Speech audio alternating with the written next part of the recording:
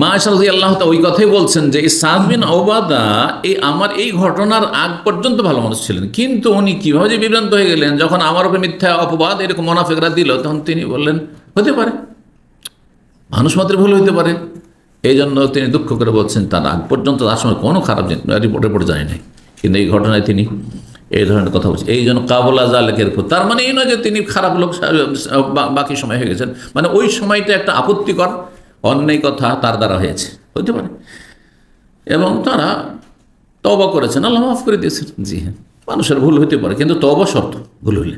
3807 নম্বর হাদিস বর্ণনা করেছেন কাতাদা তাবি বলছেন সামিআতু আনাস, আমি আনাস বিন মালিক রাদিয়াল্লাহু তাআলা বলতে শুনেছি, কালা আবু সাইদ বলেছেন কালা রাসূলুল্লাহ সাল্লাল্লাহু আলাইহি ওয়াসাল্লাম বলেন খায়রু দুরিল আনসার, আনসারীদের সবচাইতে ভালো গোত্র, শ্রেষ্ঠ গোত্র হচ্ছে বনু নাজ্জার, নবী সাল্লাল্লাহু আলাইহি ওয়াসাল্লামের হ্যাঁ মামা বানানা বংশ। সুম্মা বনু আব্দুল আশহাল, তারপরে আব্দুল আশহাল গোত্র।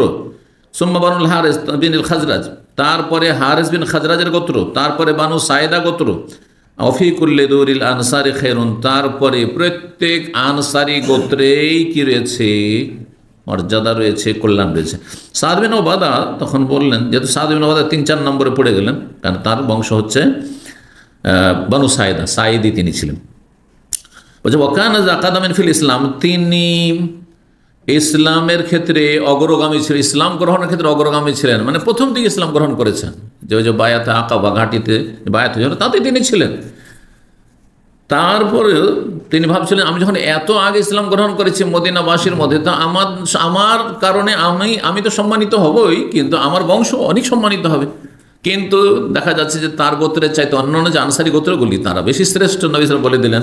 তখন তিনি বলছেন আরা রাসূলুল্লাহ সাল্লাল্লাহু আলাইহি ওয়াসাল্লাম, আমি দেখছি যে রাসূলুল্লাহ সাল্লাল্লাহু আলাইহি ওয়াসাল্লাম কাদ ফাদ্দালা আলাইনা, আমাদের ওপর অন্য বেশ কিছু গোত্রকে সম্মান দিয়ে দিয়েছেন, শ্রেষ্ঠত্ব দিয়েছেন, মানে তারা আমাদের চাইতে শ্রেষ্ঠ, নবী সাল্লাল্লাহু বলে দিলেন। ফাকিনা, তখন তাকে নবী সাল্লাল্লাহু আলাইহি ওয়াসাল্লাম বললেন, কিরালাহ মানে নবী সাল্লাল্লাহু বলেছেন ওনা হাদিসে, কাদ ফাদ্দালাকুম, বা সাহাবীরা বললেন যে দেখো তুমি তাতে মনোকষ্ট নিও না যে আমি তো অনেক পিছিয়ে গেলাম রে ভাই, না না, তোমার নিচেও অনেকে আছে, না তোমার পরেও বেশ কিছু গোত্রের কথা উল্লেখ করেছেন। কাদ ফাদ্দালাকুম আলা নাসিন কাসীর, অনেক মানুষের উপর তোমাদেরকে নবী সাল্লাল্লাহু আলাইহি ওয়াসাল্লাম শ্রেষ্ঠত্ব দিয়েছেন।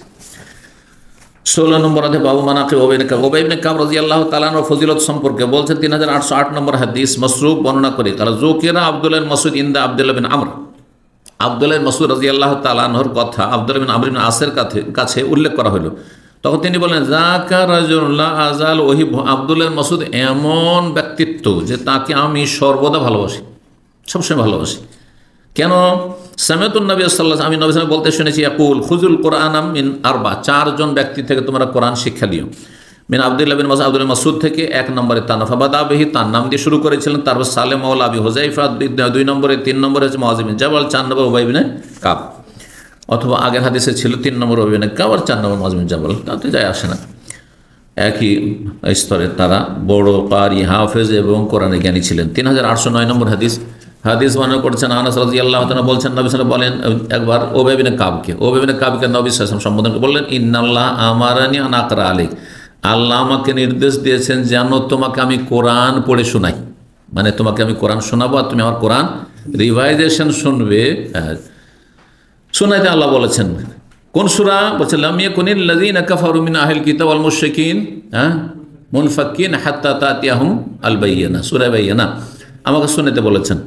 কালা তাহা উবাই বিন কাব অবাক হয়ে বলছেন ওয়াসাম্মানি, আল্লাহ আমার নাম উল্লেখ করেছেন, আমার নাম নিয়ে বলেছেন যে হে মুহাম্মদ সাল্লাল্লাহু আলাইহি ওয়াসাল্লাম তুমি উবাই বিন কাবকে কোরআন শোনাও, সূরা বায়িনা শোনাও, কথা বলেছেন। কারণ আল্লাহ যদি এই 7 আসমানের ওপর আরশে আজিম থেকে আমার নাম উল্লেখ করেন তো যেমন তোর মর্যাদার কথা নয়, যেমন তোর মর্যাদা অকল্পনীয়, যেটা একজন সাহাবীর জন্য অকল্পনীয়, তা তিনি অবাক হয়ে বলছেন আমার নাম ধরে বলেছেন, নাকি এমনি বলেছেন যে কোনো একজন সাহাবীকে হ্যাঁ তুমি শোনাও, কোরআন শোনাও।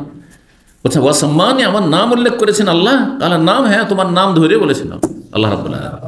তাআলা ফাবাক, এই কথা শুনে আনন্দে এমন বেলুন ফুললো নাকি আমাদের মতো, যদি মানুষের প্রশংসা শুনি যে আমাদের মতো আর কেউ নেই তাহলে অহংকারের শেষ থাকবে না, না এটা ভালো চরিত্র নয়, বরং গাছের চরিত্র নিজের মধ্যে নিয়ে আসতে হবে।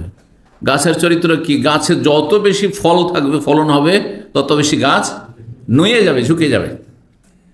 হ্যাঁ, ঠিক ওই রকমই আপনার যদি যোগ্যতা বেশি থাকে, আপনার এলেম বেশি থাকে, আপনার আমল বেশি থাকে, আপনার তাকওয়া বেশি থাকে, ইমানদারি বেশি থাকে, আখলাক চরিত্র দান সাদকা বেশি থাকে, তাহলে আপনি সেই ফলওয়ালা গাছের মতো যে আপনি কি হয়ে যাবেন, ঝুঁকে যাবেন, মানে নমনীয় হবেন আপনি মানুষের কাছে, নিজেকে ছোট মনে করবেন, বিনয়ী হবেন, আপনি আল্লাহ শুকরিয়া আদায় করবেন। তাই ফাবাকা উবাই বিন কাব শোনার পরে তিনি কাঁদতে শুরু করলেন, কেঁদে ফেললেন তিনি। তো মানুষ খুশিতে কান্না করে, খুশিতে কান্নাও করে অনেক সময়, এই খুশির কান্না ছিল। তো কান্না সবসময় দুঃখের কান্না হয়।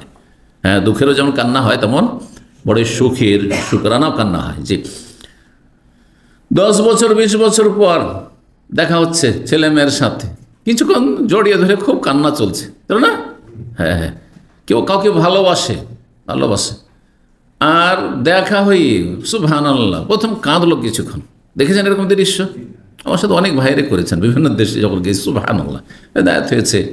আর হয়তো চোখের আড়ালে কেঁদেছে কিনা ও জানে, ওর আল্লাহ জানে। হ্যাঁ, কিন্তু সামনে পেয়ে দেখা হয়েছে, খুশির খবর, আরো সালাম সাবা হলে দেখা হলো, কিছুক্ষণ কাঁদলো, সুবহানাল্লাহ, কাঁদতে শিখেছে। তো এটা মানুষের খুশিতে কান্না। জি।